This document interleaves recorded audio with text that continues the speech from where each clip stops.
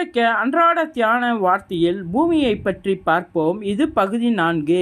வேதம் என்ன சொல்லுகிறதென்று. பூமியின் குடிகளின் இருதயங்களை எல்லாம் உருவாக்கின கர்த்தாவே. சங்கீதம் 33வது அதிகாரம் 14-15வது வசனம். பூமியின் குடிகள் எல்லார் மேலும் கண்ணோக்கமாய் இருக்கிறவர். சங்கீதம் 33வது அதிகாரம் 14வது வசனம். பூமியின் குடிகளின் செய்கைகளை எல்லாம் கவனித்திருக்கிற ஆண்டவர் அவர். சங்கீதம் 33வது அதிகாரம் 14வது வசனம் 15வது வசனம். பூமியின் புல்லையும் விதையையும் பிறப்பிக்கும் பூண்டுகளையும் முளையச் செய்தவர்.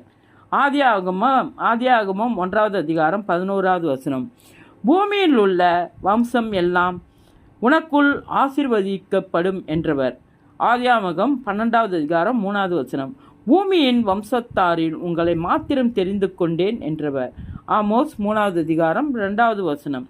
பூமியை அதன் வெளிகளையும் உண்டாக்கினவர்.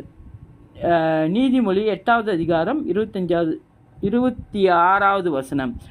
பூமியிலே உயர்ந்திருப்பவர். சங்கீதம் 46வது அதிகாரம் 10வது வசனம்.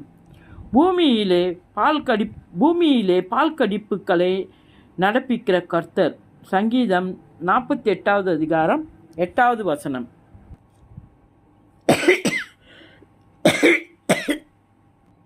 பூமியில் இருந்து உயர்த்தப்பட்டிருக்கும் போது எல்லோரையும் என்னிடத்தில் இழுத்து கொள்ளுவேன் என்ற ஆண்டவராகிய இயேசு.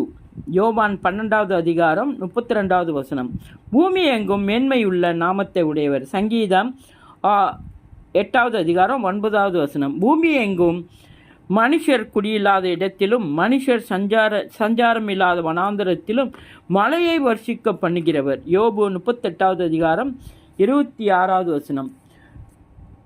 இயேசுவின் நாமத்தில் இது பகுதி 4.